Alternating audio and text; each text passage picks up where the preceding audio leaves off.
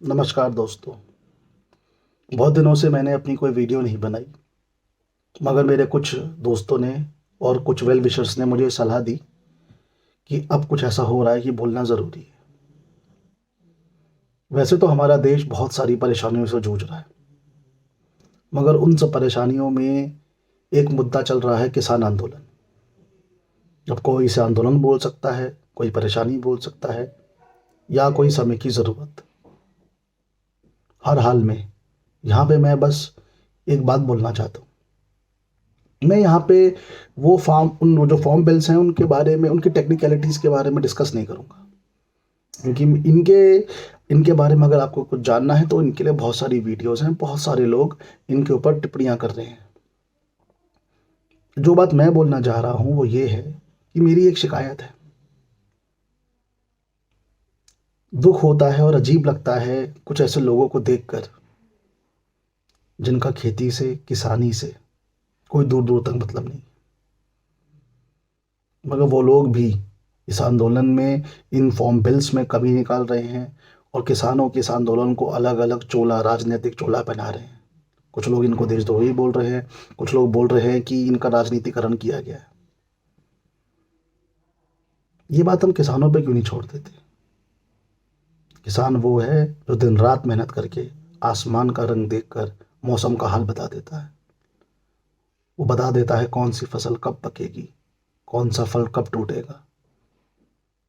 वो बेवकूफ़ नहीं है और ना ही इतना स्वार्थी है, ना ही इतना कमज़ोर है कि सर्दियों में अपना घर छोड़कर, अपना फसल छोड़कर, अपना गांव छोड़कर, अपना खेत छोड़कर दिल्ली की सड़कों पे पड़ा हुआ है।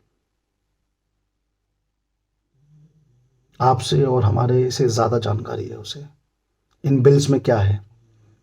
हो सकता है इन बिल्स में कोई कमी ना हो या थोड़ी बहुत कमी हो, मगर इसका फैसला तो किसान करेगा ना, या वो लोग करेंगे जो लोग अपने एसी कमरों में बैठे हुए हैं, अपनी बड़ी बड़ी गाड़ियों में घूम रहे हैं।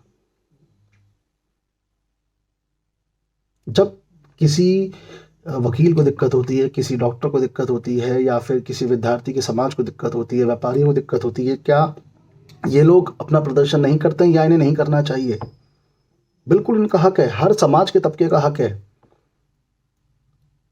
लेकिन हम लोग ये भूल जाते हैं कि जब तक बात हमारे ऊपर नहीं आती ना, तब तक हमें दूसरा या तो देशद्रोही लगता है, या बेवकूफ़ लगता है, या स्वार्थी लगता है। ये बेवकूफ़ नहीं है जबकि इन लोगों ने किसी पार्टी का झंडा उठा के यहाँ पे नहीं आए हैं। उनकी कुछ मांगे हैं और वो उनके और सरकार के बीच का एक ऐसा मामला है जिसमें अगर आप उनका समर्थन नहीं कर सकते हैं या करना नहीं चाहते हैं तो कृपया दखल मत दीजिए। क्योंकि किसान किसी व्यापारी को ये नहीं बताता कि व्यापार कैसे करना है। किसान किसी विद्यार्थी को ये नहीं बताता कि पढ़ाई कैसे करनी है। किसान किसी वकील को ये नहीं बताता कि वकालत कैसे करनी है।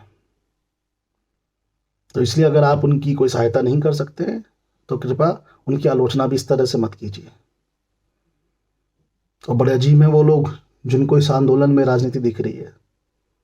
काश उनको राजनीति में वो दिख जाता जो उन्हें देखना चाहिए था। आगे आप लोग समझदार हैं। अब यहाँ पर जो दूसरा मुद्दा है वो थोड़ा सा सेटिस्फाइंग है, उससे थोड़ा सा सुकून मिला। किसानों के इस आंदोलन में उन बुद्धिजीवियों को, लेखकों को, विद्यार्थियों को सहायता और समर्थन दिया गया जिनको जेलों में बिना किसी बात के या छोटी सी बात पे ठूस दिया गया है, जिनके साथ अन्याय हो रहा है। मेरे किसान भाइयों को अब ये बात समझ में आई है कि एक ऐसी आग है जिसमें या तो सब जल जाएंगे या सब निकल जाएंगे। कुछ लोग ऐसे होंगे किसान वर्ग में भी जो पहले इन लोगों को देशद्रोही बोल रहे थे, मगर आज ये लोग उन उन विद्यार्थियों का, उन लेखकों का, उन बुद्धिजीवों का समर्थन कर रहे हैं। हमें अभी धीरे धीरे ही सही ये बात समझ में आ रही है कि प्रजातंत्र में सबसे ज़रूरी है कि प्रजा एक साथ रहे, वरना कोई किसी की नहीं सुनेगा। हर तरफ कैओस ही कैओस हो जाएगा, हर तरफ विध्वंस ही विध्वंस हो जाएगा। मेरे किसान भाइयों ने सनी देओल को चुना, उससे वोट दिया, जिसे ये भी नहीं पता कि पुलवामा अटैक क्या होता है। किसान का दर्द सिर्फ किसान जानता है और उसे इस दर्द पे मरहम लगाने के लिए हमें या तो सहायता करनी चाहिए या फिर कम से कम आलोचना तो नहीं करनी चाहिए। उसका अपना जख्म है, वो भर रहा है, वो कोशिश कर रहा है इसे भरने की। इसे गाली मत बनाइए। और अंत में मैं अपनी वाणी को विराम करते हुए बस एक बात बोलना चाहूँगा। पीछे जलता आग का घर, आगे मुकद्दर आपका है।